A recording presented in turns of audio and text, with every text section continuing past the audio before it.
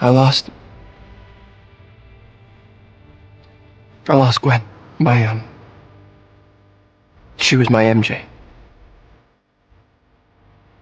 I couldn't save her. I'm never gonna be able to forgive myself for that. But I carried on, tried to keep going, try to keep being that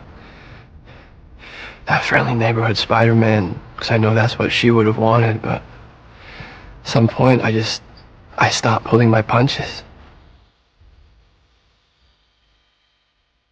I got rageful. I got bitter.